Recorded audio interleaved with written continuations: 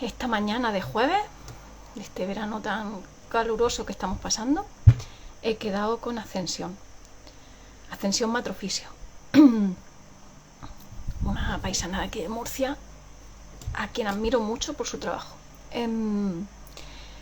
Ascensión y yo, hola Ana, Ascensión y yo hicimos un directo hace, pues he estado mirando mi apunte y fue en abril del año pasado, sobre cómo es un parto normal, cómo ella nos contó cómo es un parto sin interferencia. Hola Ascensión, voy a ver si te invito.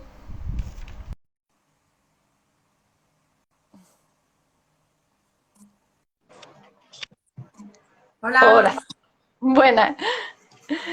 Estaba comentando que nuestro directo fue el año pasado en abril, que hace ha pasado ya, un año parece que no, pero el tiempo pasa rápido, ¿eh? volando, volando. Y que en ese momento lo llamamos parto sin interferencias, pero esta vez lo hemos llamado parto normal. Bueno, es la definición que da en la FAME y en otras entidades, ¿no? El parto normal, que es un parto normal. Sí, porque es que hay muchas formas de llamarlo, pero a mí realmente no me convence ninguna. Parto normal, parto natural, parto... Para Es mí raro. la más indicada es un parto fisiológico y luego están los partos intervenidos, que ya no son fisiológicos. Claro, parto fisiológico.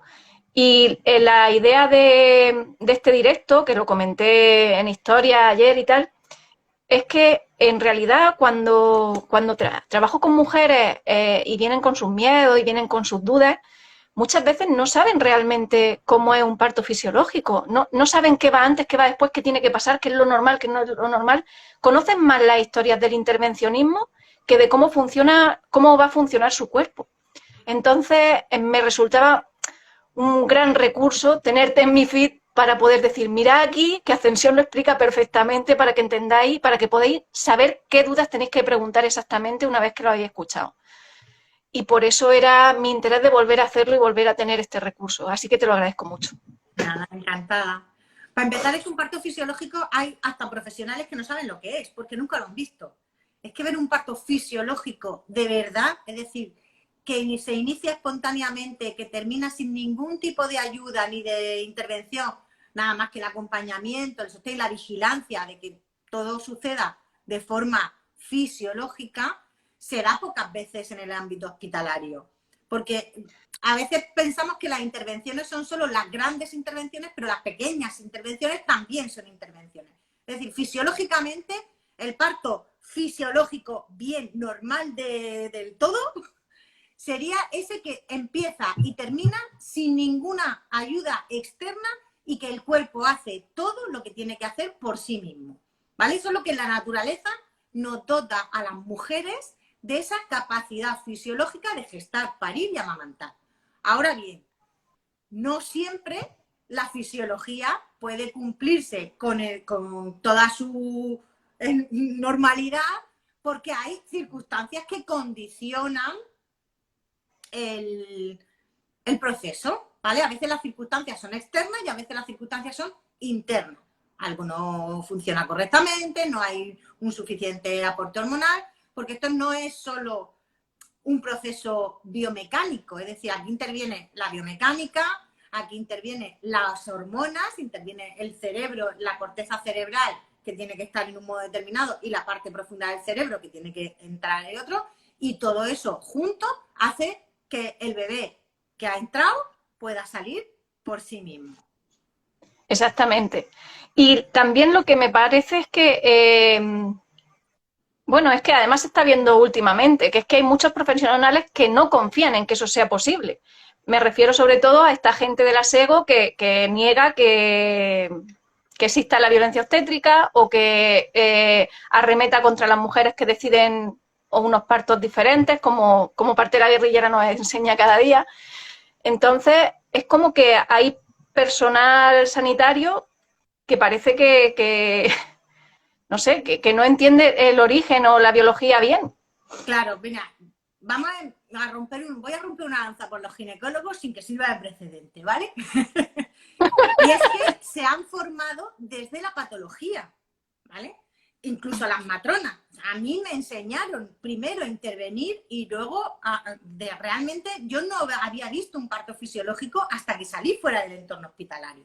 Entonces, llevamos muchas generaciones de profesionales que se han formado interviniendo sobre los partos de forma sistemática, con lo cual la posibilidad de comprender y entender lo que es un parto sin intervenciones no entra dentro de sus posibilidades porque no lo han visto nunca.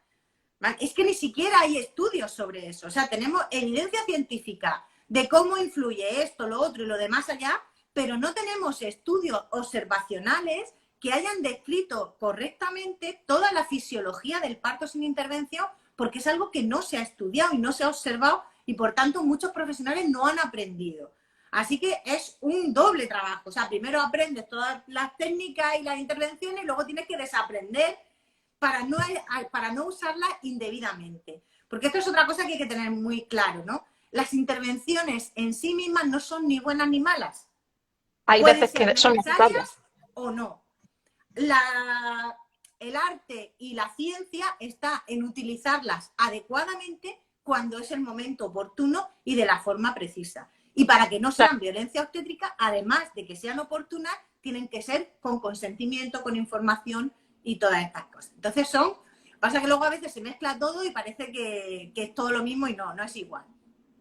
Entonces, claro, cuando tú como profesional no sabes cómo es un parto normal, fisiológico, y no lo has visto nunca, no confías en que eso se pueda suceder.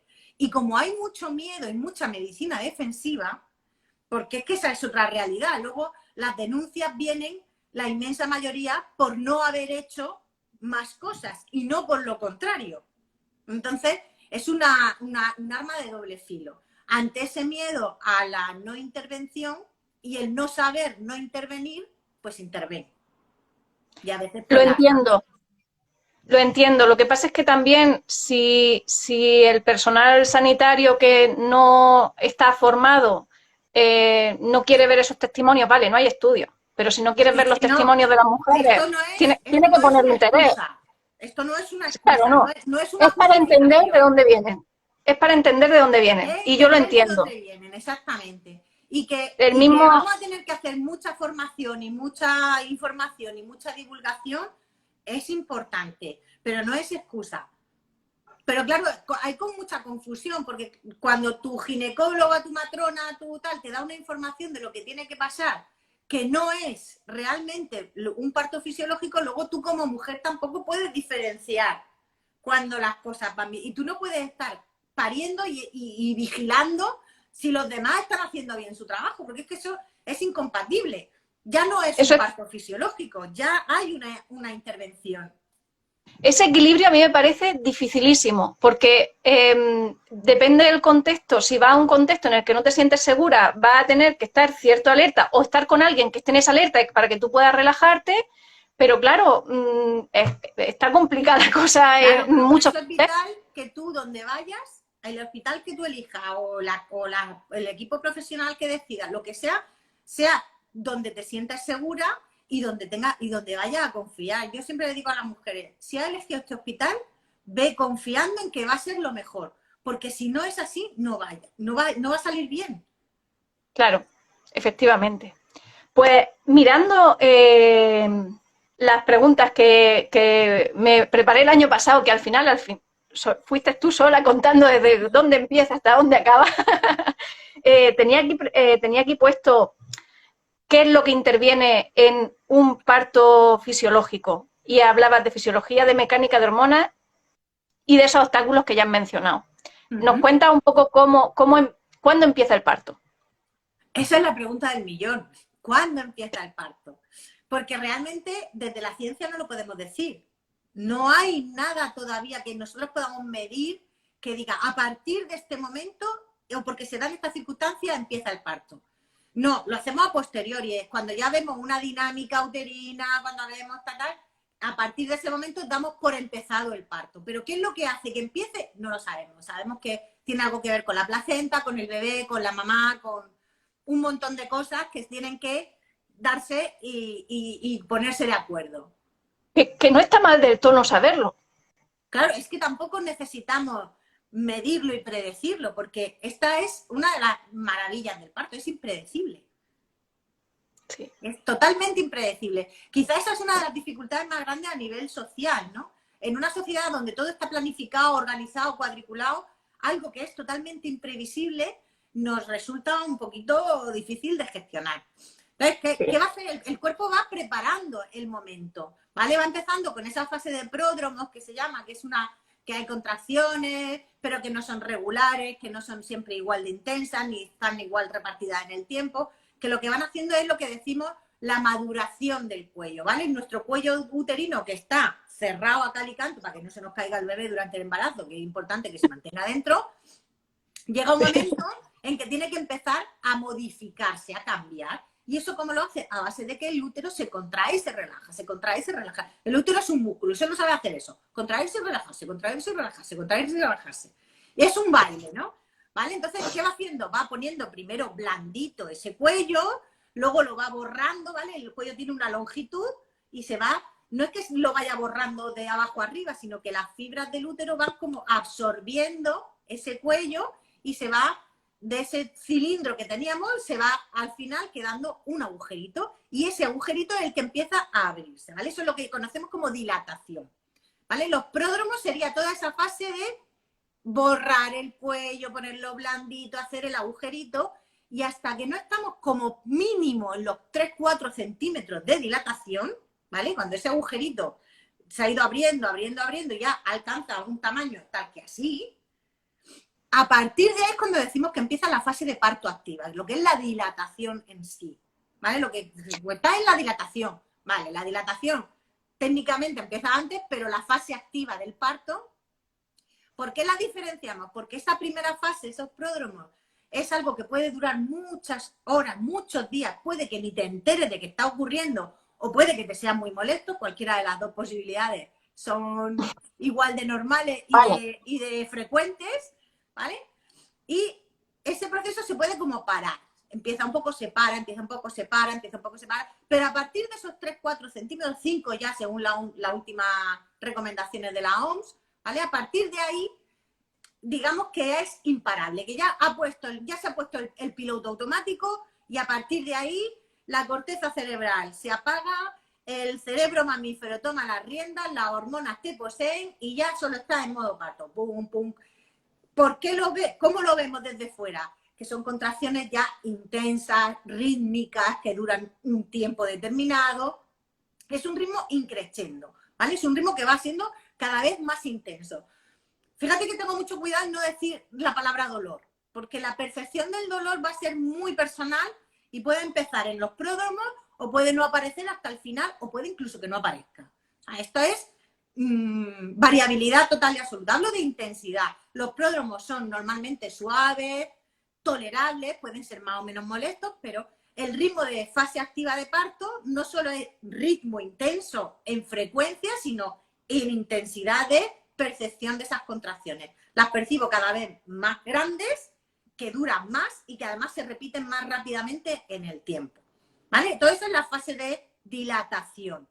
¿Cuándo estamos en dilatación completa? Cuando hemos alcanzado los 10 centímetros de dilatación. ¿Qué es 10 centímetros de dilatación? Que a veces son 10, a veces son 11. Realmente lo que queremos decir es que el cuello ha desaparecido completamente y el útero y la vagina han hecho un continuo, han hecho un túnel para que el bebé pueda deslizarse por ahí. Y empieza otra fase del parto, ¿vale? Digamos, la dilatación acaba y empieza la fase de expulsión, que me gusta poco la palabra expulsivo, porque parece que está echando a alguien, pero empieza, para mí, lo que es el descenso del bebé, ¿vale? El bebé ya tiene abierta la puerta y una vez que la puerta está abierta, puede empezar a deslizarse hacia afuera.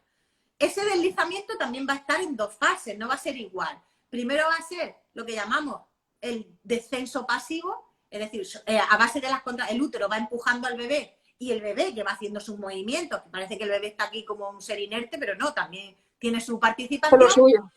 Va metiéndose dentro de la pelvis hasta que llega, ahí la madre no siente nada diferente. La intensidad de las contracciones es mayor, puede tener sensación de ocupación del espacio de la pelvis, pero ya está. Pero llega un momento en que la cabeza del bebé toca el periné, en la parte profunda del periné, ¿vale? El diafragma perineal, y este empieza a hacer como un rebote y empieza a empujar, y empieza un baile a dos. La cabeza del bebé empuja el periné empuja la cabeza y eso favorece que se rote, que se coloque en una determinada posición y aparece la sensación de pujo, que es un reflejo. Por eso no se puede practicar, ni se puede ensayar, ni se puede aprender. El pujo es un reflejo. La cabeza toca en la musculatura hace que rebote la cabeza y desencadena la sensación de pujo. Se contrae toda la musculatura abdominal, la musculatura del periné cede para que pase el bebé y la mamá lo que nota es esas ganas de empujar, que no es que diga ahora me pongo y empujo, es que no puedo evitar. Yo me encanta cuando no hay intervenciones porque dice, ¿tiene ganas de empujar? Y dice, no ha pensado que tiene ganas de empujar, es que el cuerpo empuja solo. Lo estoy haciendo, es que no es algo que yo diga, venga, ahora voy a empujar, ahora no, es que el cuerpo lo hace.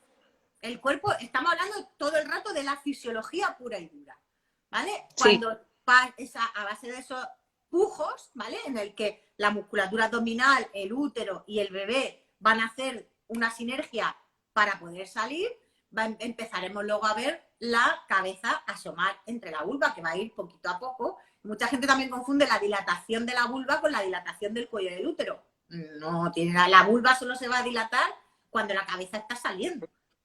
Claro. El resto del tiempo no va a participar.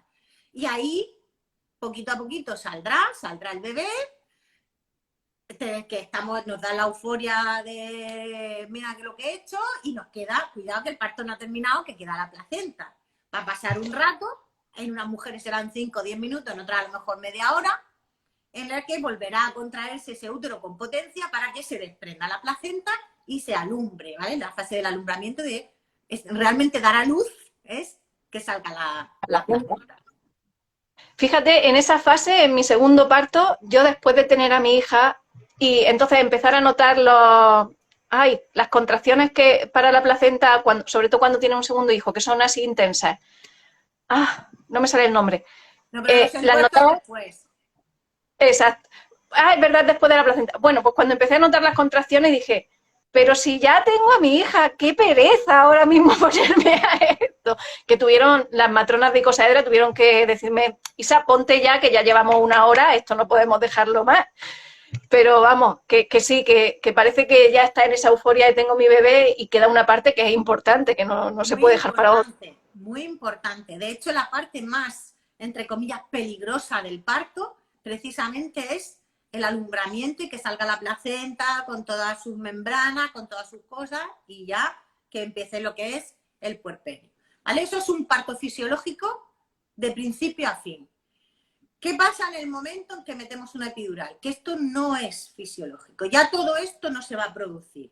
Van a afectarse las hormonas, con lo cual es muy fácil que tengan necesidad de ponerte oxitocina sintética. La biomecánica se va a alterar porque tú no tienes la movilidad que tienes cuando no tienes la epidural puesta. Y sobre todo el reflejo de pujo puede verse muy, muy, muy afectado porque no haya, ¿vale? Entonces hacemos pujos dirigidos, que claro, no es lo mismo que un pujo fisiológico, para nada. Y el efecto en tu cuerpo. El efecto en tu cuerpo, y es más posible que te lesiones el periné, en fin, lo que pasa es que, bueno, cuando hay una epidural, pues no queda otra, hay que hacerlo desde otro lugar. Entonces, eso hay que tener, claro. Por eso hay que tener muy claro que en el momento en que ponemos una epidural, las posibilidades de complicaciones aumentan. ¿Puedes tener un parto con epidural estupendo y maravilloso y fantástico? Sí, por supuestísimo, pero no es fisiológico, y eso hay que tenerlo muy claro. Y toda intervención pues tiene su riesgo. Claro. Si consigues que si logras un parto fisiológico porque todo se da como debe y es tu deseo y lo tienes así, pues estupendo. Pero en el momento en que entran a jugar otras intervenciones, ya sabes que entran en juego otros riesgos. He visto que hiciste un podcast con Emilio en el que hablaba sobre esto, sobre los pujos guiados. Y claro, en apnea, exacto. Y claro, a mí eso me lo tuvieron que enseñar en el momento en el que estaba con la epidural en el hospital porque tuve que hubo necesidad de ponerme la epidural. Pero yo, eso no, tampoco es algo que ni debas ni tengas que entrenar, te lo pueden explicar en ese momento allí, ¿verdad? Hombre, lo ideal es que sea mejor antes. ¿Por qué? Porque en el momento del parto la cabeza no la tienes como en otro momento. O sea, es un estado alterado de conciencia. No es que seas más tonta o más lista, es que estás en otro momento y puede ser más difícil. ¿Eso significa que todas las mujeres tienen que entrenar pujo en apnea antes? No. Pero sí conocer y ser conscientes, sobre todo cuando tienes intención de ponerte una analgesia epidural, que probablemente tengas que utilizarlo. Lo ideal es no llegar a hacer los pujos en apnea, o sea, intentar imitar el pujo fisiológico lo máximo que se pueda, con la boca abierta, gritando, exhalando y tal.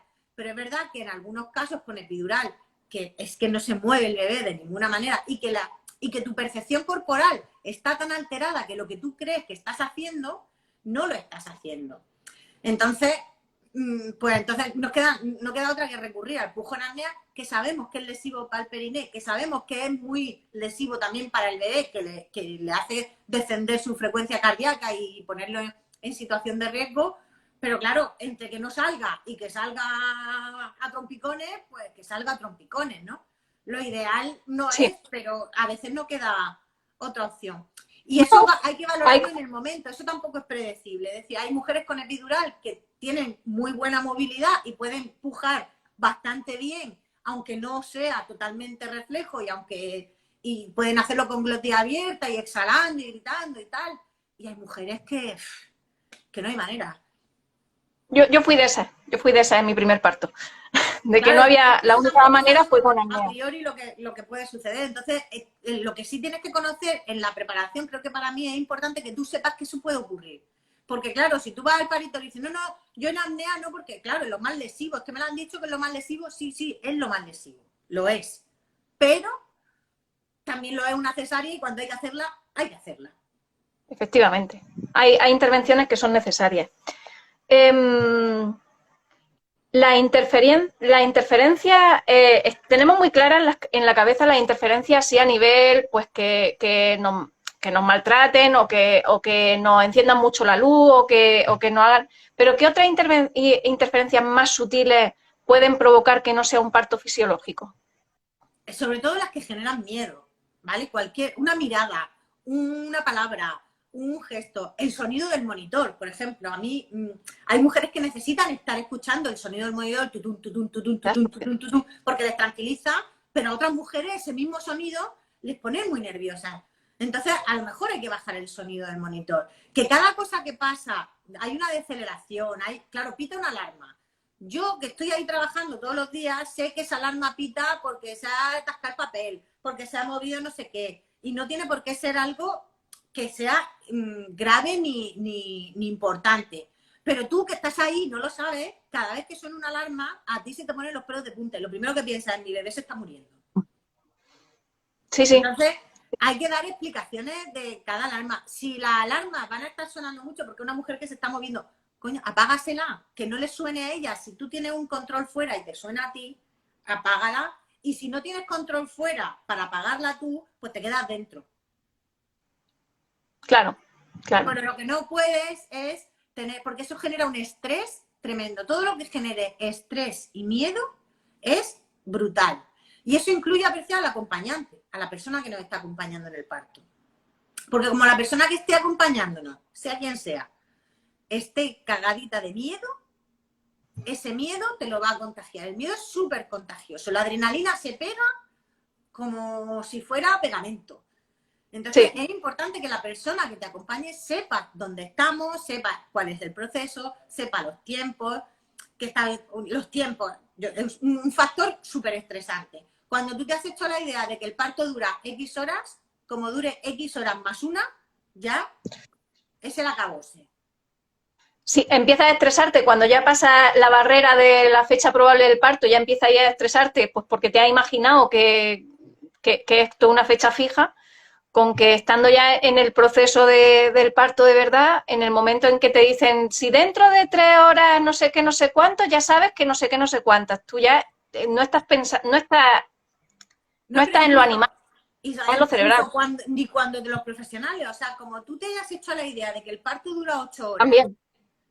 y han pasado 8 horas y 15 minutos y tú ya, y a veces el acompañante o los familiares que están fuera, es que ha pasado mucho tiempo, es que no sé qué, y aquí los tiempos son muy relativos y muy fluctuantes, y la percepción del tiempo que tiene una mujer que está en su proceso de parto no tiene nada que ver con la percepción del tiempo que tienen las personas que están a su alrededor, que se les hace eterno. Da igual que sea muy largo o muy corto, se les hace eterno. Porque es una Para mí una experiencia. cosa, para mí una cosa que me ayudaba como parturienta, que me ayudaba era cuando a mí me venía una duda y yo no quería preguntar para no salir mucho de mi planeta parto, era mirar la cara del personal sanitario que tenía alrededor. Si la cara del personal sanitario que yo tenía alrededor era relajada, sonriente y tranquila, yo decía, está todo bien. Entonces, eso a mí me afectaba mucho. A mí No también, sé si... como mujer pariendo fue lo mismo, y a mi acompañante igual. Por eso te decía que a veces una mirada hace mucho, para bien o para mal. ¿Vale? Entonces, si las personas que están a tu alrededor te transmiten esa confianza, esa tranquilidad, tú las miras y dices, están relajadas, me relajo. ¿Vale? Porque es que eso es inevitable. Decía Aina May, ¿no? Que si una mujer no se siente una diosa pariendo es que alguien no está haciendo bien su trabajo a su alrededor. Y es cierto, es que como estás en ese planeta parto, que te cuesta pensar, que te vas a fiar de lo que sientes, y una mirada rápida va a hacer que te sientas bien o que te sientas mal. Así que todo el cuidar el entorno, no solo eso, como tú dices, no solo la luz y los ruidos, sino el entorno emocional de las personas que están alrededor es súper importante para que un parto sea fisiológico y pueda terminar siendo fisiológico. Que también para eso, para cuidar eso, hace falta conocer un poco a la mujer. Lo que pasa es que no tenemos tiempo para eso y es terrible, me parece muy triste. Pero hace poco conocí a una chica que es que ella tenía, me parece que lo llaman síndrome de las batas blancas. Claro, terminó en cesárea. No podía parir, era imposible. Y claro, si eso ya se lo habían detectado durante el embarazo, si tuviéramos otras formas de hacer las cosas, otros recursos, más gente trabajando para poder hacer las cosas bien, porque claro, si no hay matronas, pues no se puede trabajar bien. Eh, Efectivamente. se podría hacer que esa mujer estuviera en un entorno en el que no se sintiese con todas las alarmas puestas y pudiese, pues no sé si llegar a un parto fisiológico, pero por lo menos un parto en el que ella tuviese una sensación de seguridad suficiente como para poder avanzar. Ella, claro, se Mira, declaró. en esos casos que son tan extremos además, por ejemplo, si el ambiente hospitalario fuera otro, solo con eso ya hubiera sido posible, probablemente. El hecho de que tú lleves un uniforme, ¿sabes? Que lleves, y ahora más con las caras, con las mascarillas y las caras tapadas, que es difícil transmitir a veces la emoción. Si tú entras en una habitación y todos son sueros, agujas, tal, si estás viendo todo eso, es que es imposible que tú te relajes, y además tú tienes un síndrome de la bata blanca y todo el mundo va con la bata blanca puesta. O sea, es que es de cajón, ¿no? Hay Claro, hospitales donde tienen un entorno mucho más familiar, mucho más como un ambiente horario, que no se vea un entorno hospitalario, aunque estén todas las mismas cosas, es decir, van a estar los sueros, van a estar todos los instrumentos, pero están ocultos a la vista, ¿sabes? Eso ya genera una sensación diferente en la mujer que está pariendo. Pero claro, esas cosas requieren de recursos materiales y de recursos humanos. Porque no es lo sí. mismo que tú, que tienes un síndrome de la bata blanca, te entre tu matrona, que se ha cambiado de ropa y va con una ropa de calle menos aséptica, ¿no? Menos de pinta hospitalaria, y se queda allí contigo y está todo el rato y está hablando y no está entrando y saliendo, sino que te está acompañando durante todo el tiempo sin salir de la habitación y no permitiendo que nadie más entre, pues claro, las cosas cambian mucho. Pero en cuanto a hospitales públicos hoy en día, ¿se puede permitir eso? Pues prácticamente en ninguno, porque no hay Y este matronas. verano, y este verano menos todavía. Quiero decir, si ya No, de pero lo normal de en este cualquier verano es lo de verano. todos los veranos, Isa, que parece que este verano nos estamos dando eco, pero es que esto pasa siempre, ¿sabes? Y es que durante todo el año los servicios de paritorio de casi toda España están con lo mínimo. No es que, cuando dices, es que no hacéis huelga, digo, es que los servicios mínimos son los que hay. No hay más para poder protestar. Aquí la única herramienta sois vosotras, las mujeres, que reclaméis, que pongáis reclamaciones, que protestéis. Porque es que no se da lo mejor, porque no hay profesionales para darlo. Luego, al margen de que haya profesionales que trabajen mejor o trabajen peor. pero si ya de entrada las circunstancias no permiten el one-to-one, que es lo ideal, apaga y vámonos. Pero es que ni siquiera las profesionales que trabajan bien van a poder trabajar en condiciones. O sea, ni siquiera gente que realmente quiere hacer su trabajo, que está actualizada, va a poder hacer bien si las condiciones no se lo permiten. Porque si tiene que estar con esa mujer que tiene el síndrome de la bata blanca, pero a la misma vez atender a 5 partos más, quiero decir, no es posible. No se puede. No se puede, No. es materialmente imposible. Y reclamar, hay que reclamar por escrito. No se vale hablar y quejarse, es poner la reclamación por escrito. Y además, perder el miedo a reclamar, que parece que es que estamos poniendo una denuncia, como si esto fuera... No, estamos reclamando porque tú tienes derecho como usuario a recibir la mejor asistencia. Y la única manera de que se tome en las altas esferas en consideración esto es a base de reclamaciones. Porque ¿qué pasa? Que al final los números salen. Es decir, nadie se ha muerto, nadie se queja, pues listo. Así seguimos. O se achaca el que si alguien no está bien, bueno, viva salimos, pero salimos como salimos, con heridas. Y esas heridas no se valoran ni se ven si no las decimos y no las ponemos sobre la mesa. Efectivamente. Sí, nombrar y además socialmente se silencia mucho esas heridas. Todavía, a pesar de todo lo que se está difundiendo, a pesar de todo lo que se está rompiendo de estos tabús, se sigue silenciando mucho y incluso en nuestras familias, bueno, pero el niño está bien, bueno, pero ya verás como, bueno, es que es normal que te mees, ¿sabes? Eso sigue pasando. Claro. Y entonces creo que es súper importante, primero, que las profesionales sanitarias nos ayudéis a que alcemos la voz, que nos informéis para que sepamos, oye, no, es que eso no es normal. Para mí eso me parece que ha sido el gran cambio. Pero luego también está la parte de que nosotras encontremos el cómo apoyarnos entre nosotras para poder salir adelante.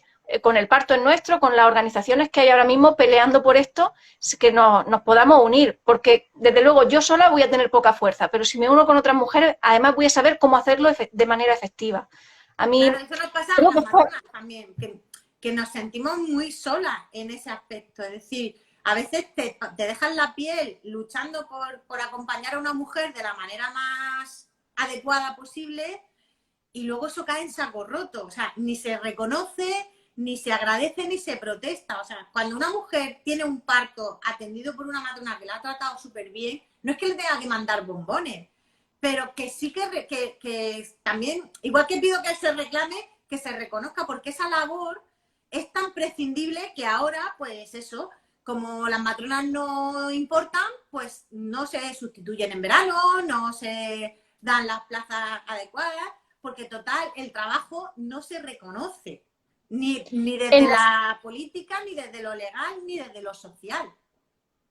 En mi primer parto, en las 3 revisiones que yo tuve en el Hospital Santa Lucía y en Cartagena, de ginecología, de cuando te hacen la ecografía, el primer hombre que me atendió me maltrató, no me quiso enseñar al bebé, me trató de que yo era una caprichosa por querer verlo, no giró la pantalla para que yo lo viese y además me habló mal, como que yo estaba pidiendo una cosa muy rara, que era una caprichosa. Sin embargo, sí que le explicó cada parte a mi marido que como él estaba en otra posición sí podía verlo.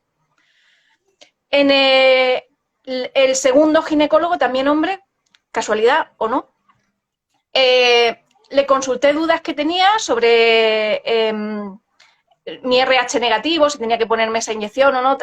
Y también me habló como ay, chiquilla, qué cosas preguntas más tontas, póntela y ya está, ¿sabes? En ese tono. Pero bueno, tampoco fue, por lo menos fue medio gracioso en algunas cosas y yo en ese primer embarazo era muy inexperta. Pero cuando fui a la tercera ecografía y me atendió una mujer además mayor, que me dio mucha confianza, que me habló con amabilidad, que respondió a mis preguntas, que no me metió prisa en absoluto, dije, hostia, yo esto tengo que agradecerlo. Y entonces salí de allí, le escribí una felicitación y un agradecimiento y ahí aproveché para decir, porque en mi primera ecografía esto y en mi segunda ecografía esto. Y esta mujer me ha hecho ver que hay otra forma de hacer las cosas, que se puede hacer y que así es como yo salgo totalmente satisfecha.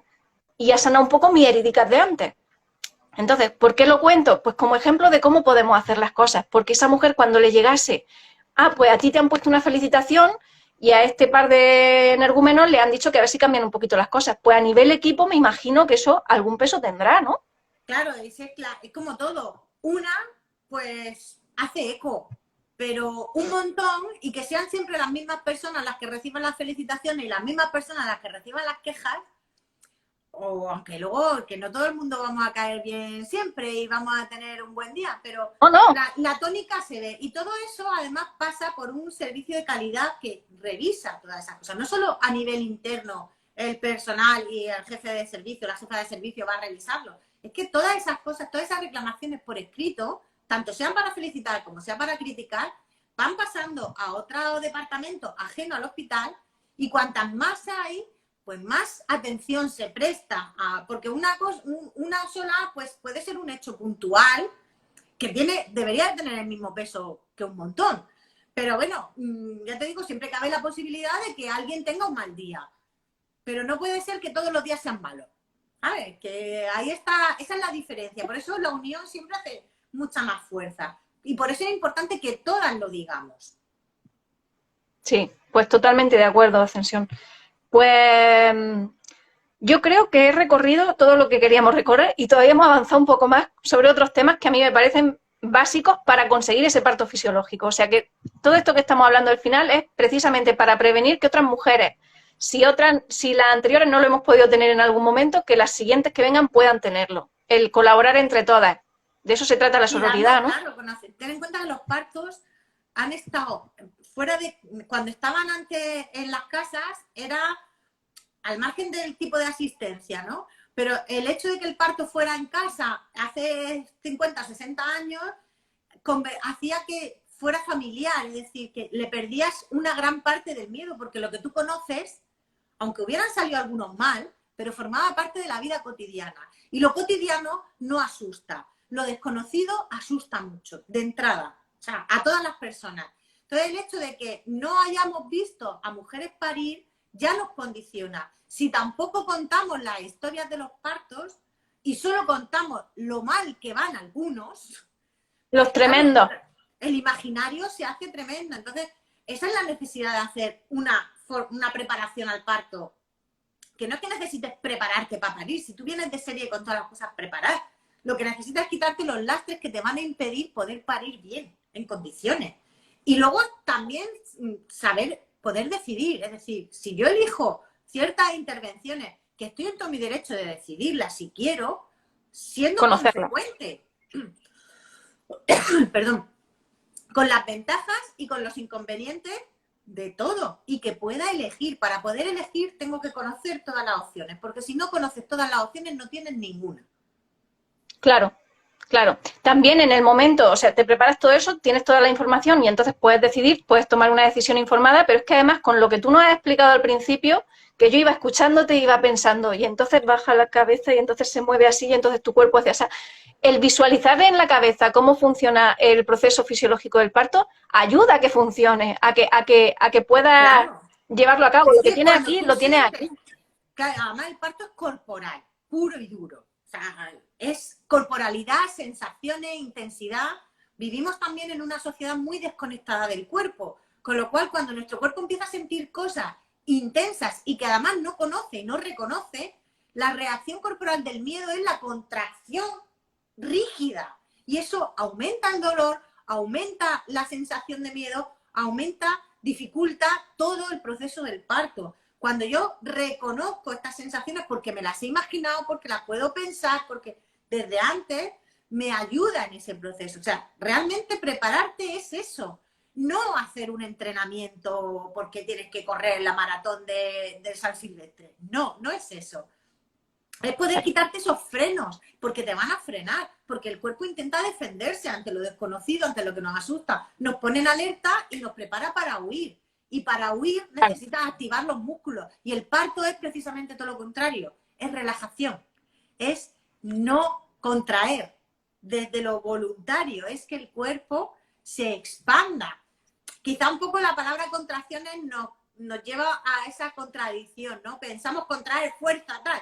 Y estamos poniéndolo en activo. No, es que son distensiones, es que se contraen en automático, igual que se contrae tu corazón, igual que se contrae tu vesícula biliar para expulsar la bilis, igual que se contrae y se relaja tu intestino para mover todo el contenido de dentro. O sea, todo eso lo hace sin que tú tengas que intervenir. El parto va a ser exactamente igual, solo que es una intensidad corporal tan grande que luchamos contra ella en vez de entregarnos a ella.